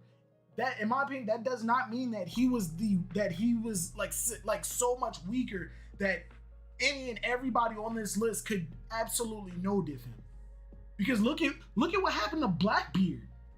Look at what happened to Blackbeard. Sengoku one-shot all of them. Blackbeard went at Whitebeard, but at the end of it, Whitebeard was still whooping his ass to the point where he had Blackbeard calling him daddy like 2 seconds into the fight. And that's after Whitebeard had already sustained all of that damage from all of Marineford. Hell, Blackbeard probably would have died if his body didn't give out on him. Like Marco, like they were all chanting, yo, Pops, finish him off. And Marco started crying, going, yo, his body gave out on him. Too much damage. He's old, he's sick. His body gave out. Man had 2 holes in his chest, gunshot wounds, and fucking half of his head missing. Big Mom over Kaido is debatable. I would put Kaido over Big Mom just because of his ferocity. Big Mom has utility, but I think Kaido just edges out Big Mom. I think Shanks is the strongest. That's why I have Shanks right here. But honestly, until we actually see something from Shanks, we can't like definitively say that he's the absolute strongest. The only reason that I have Shanks here is just shonen logic. The next antagonist, villain, or person who's in a high position of power always tends to be the next strongest opponent that we go at. And because we fought Kaido and Shanks is the only emperor that we have yet to see fight, he has to be just above Kaido, or hell, on equal standing. Wait, what did Pharaoh say? Shanks, Whitebeard, Kaido, Big Mom, Luffy, Blackbeard. That's my order. Shanks, Whitebeard, Kaido, Big Mom, Luffy, Blackbeard, buddy. So Shanks, Whitebeard, Kaido, Big Mom, Luffy. Kaido, Big Mom, Luffy, then Blackbeard? You put Luffy above Blackbeard? The only reason that I'm putting Blackbeard above Luffy right now is because of the dialogue that we got building up to Blackbeard. He beat Marco at the Payback War. He beat all of the Whitebeard pirates at the Payback War. Like, granted, it wasn't just him, but his small crew versus the remnants of the Whitebeard pirates. There's a lot of them motherfuckers. Which includes somebody like Jozu and Marco. Marco, a first division, a first commander that was strategically handling both king and queen at the same time. Current Luffy, yes. The reason that I put Luffy below Blackbeard is because of the Gorogoro no Mi, because of his endurance, because of the darkness fruit. All of that compounded with the information that we got about him over the time skip, plus like the added hype of like having Shanks like back up his like durability and his fucking ferocity. I'm putting Blackbeard just above Luffy because Blackbeard is, even though he's a young emperor in comparison to like the other current emperors, Luffy is a fucking virgin emperor. He literally just got his title, and he just got the ability that allows him to even compete with the emperors like 1v1. Blackbeard has been doing this shit for at minimum 2 years, and you can even argue the fact that he was a secret emperor in waiting. Like, he had the ferocity, he had the ability to be one, like pre-Yami fruit, but he wanted to elevate himself even higher, just because. I don't think Blackbeard is beating Kaido. I have Nika Luffy beating Blackbeard. That's where I disagree. I don't have Blackbeard beating Kaido, I don't have Blackbeard beating Kaido either. But I don't see Luffy 1v1ing Kaido right now. Immediately following every one of Luffy's fights, even before that, immediately following every one of Luffy's victories, I don't think if he went at that person again immediately, he's winning. He has a higher chance of winning, sure, because he had that, post arc, he has the abilities that he was able to use to help beat them, but he's still brand new to those abilities. Immediately following the Katakuri fight, I don't think that Luffy is beating Katakuri in a 1v1. 100% Katakuri versus 100% Luffy, both future sight. I don't think that Katakuri is losing, because no matter how you look at it, Katakuri, he lost conscious after Luffy did, and he got up before Luffy. Brule even made a comment saying something along the lines of, "Why did you do that? You could have kept going." He let Luffy go out of respect. Shut up, Titans, you suck. That's just my opinion though. But yeah, Emperor tier list. This is where I have it. You can say Big Meme all you want. Big Mom has a crazy kit, and look at everything that she's able to do. She went 1v1 with Kaido to the point that it was a stalemate and they formed an alliance. They tag teamed the Supernova and then had to get them to separate. It took 2 Supernova to beat her, and they didn't even technically beat her. Kid's strongest move, a fucking railgun. She took multiple shots from a railgun. I don't think people know what a railgun actually is. It can shoot a coin at damn near the speed of sound.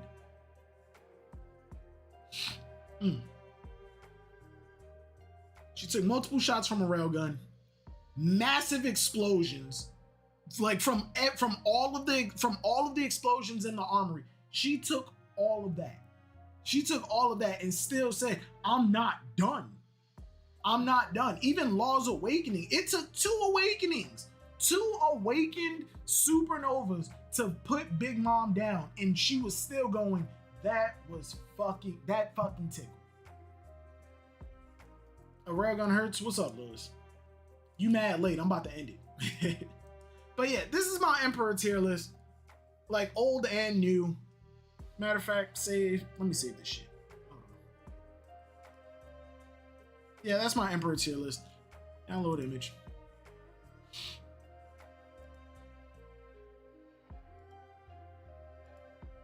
This is the most technical tier list you will ever see.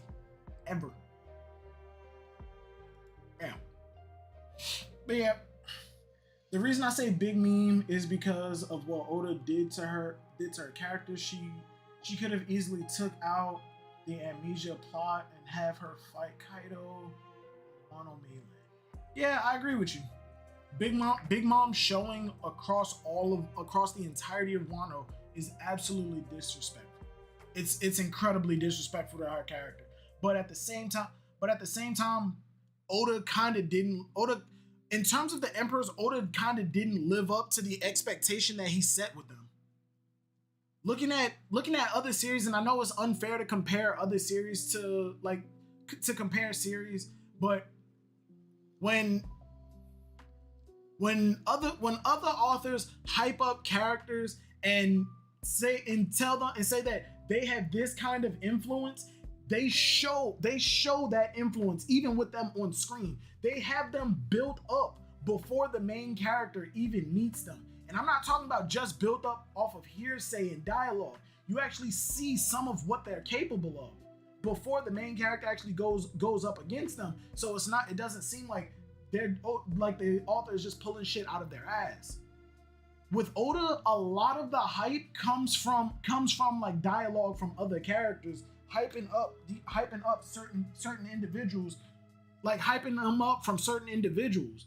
Like we kind of saw what with Roger. I mean not Roger. We kind of saw what Garp was capable of when he was throwing the cannonballs, and we also got the lore that he fought against the Pirate King Roger in this heyday, and then to find out that Sengoku's a fleet admiral, we didn't see, like he has a higher position above Garp.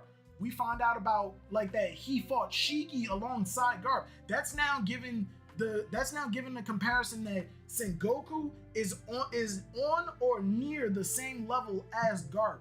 So when we finally see him at Marineford, you have a certain expectation. And then to introduce the emperors, the pirate equivalent of what the admirals are, or like depending on how you think about it, you have a certain expectation of these characters without seeing them. I think that's really how Oda likes to build his characters up. And I think that it's not a bad thing, because I'm not a fucking author. Of course I'm not. I'm just going by my just my experience. It's not a bad thing, but I do think that certain you could I think that Oda could stand to show off characters a little bit more before the Straw Hats actually come up against them or actually meets them. But I think the reason that I think that we don't get that is because and I have no idea if this is true or not. That whole shit about that whole thing about that Oda can't do an arc, or Oda can't leave the Straw Hats out of the story for too long, otherwise sales drop because people love Luffy just that much. I don't think that's the case, but if that does tend to be true, then that's fucked, because you can't really show off what side characters are capable of. And I think that's one thing that I really do give Kishimoto props for. He actually does give some of his side characters a lot of build up before Naruto ever meets them, or Naruto may never even meet them. Granted, they still are a part of the main cast, like Sasuke when we followed Sasuke for a little while, but we could stand to follow certain characters outside of just the Straw Hats. Look at the Reverie. We followed we were at the Reverie for a significant amount of time, but then when the important shit happened, we skipped over it. I want an arc of maybe 10 chapters. 10 chapters. That's not a flashback, because we followed Law during his flashback, and we followed Odin during his flashback for a significant amount of time. I want an arc during the main story that's running parallel to the Straw Hats, either headed to the next island or on an island that's really nothing going on. Rest in peace, Neji, nigga. But give me an arc that's running parallel to the Straw Hats that shows something significant going on that does not involve the Straw Hats, because it seems like the Straw Hats are the main cause of the world changing. And that's not how a world really works. One group of people is not the main cause of the entire world changing. Otherwise, the revolutionaries wouldn't matter, and other pirate crews really wouldn't matter, which is probably why we haven't really seen that many of them. And you can't give Kishimoto credit for building up side characters after what he did to Tenten and Lee.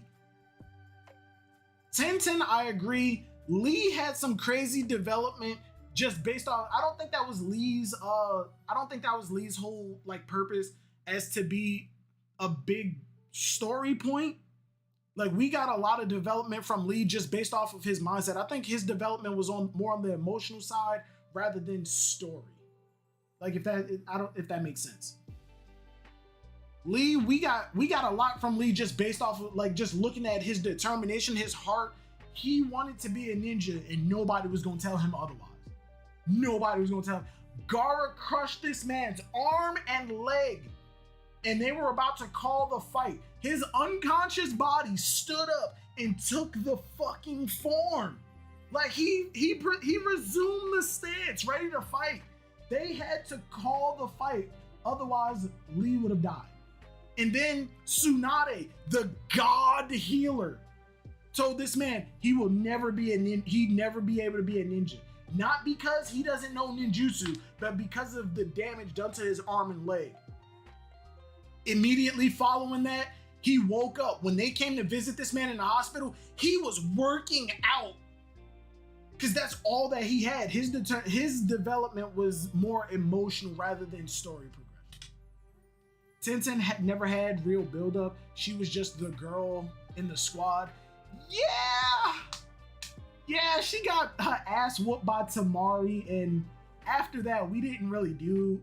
Tenten really didn't have much else. I think there was plans for Tenten for like the Great Ninja War, because by the end of the Great Ninja War, she has 3 of the Sage of Six Paths ninja tools.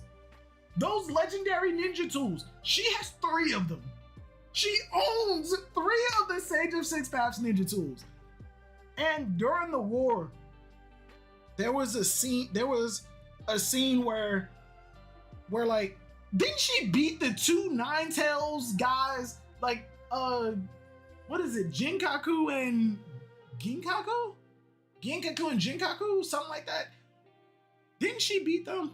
But yeah, during the Ninja War, there was a scene where like she was like contemplating, yo, how are we gonna beat Madara? And Madara's and like she has a scroll like rolled out. Madara's like little headpiece, it falls down and lands on her scroll, and she looks at it like she just got an idea. It never went anywhere. Tenten Chunin exam fight got off screened in the Japanese manga. In the manga, really? The anime had that as filler? Lee versus Kimimaro was peak even after it was filler. Everything after it was filler. That was kind of fire. I'm not gonna hold you. I'm not. But all right. Thank you everybody who came through. I appreciate you. No chapter next week. Not sure what I'm gonna be doing. I started Gotham Knights. That's kind of been like taking me over for the past couple days. And I think I might start streaming on Twitch. Not sure. I'll put it in Discord if I do end up doing it. So wait, what the fuck?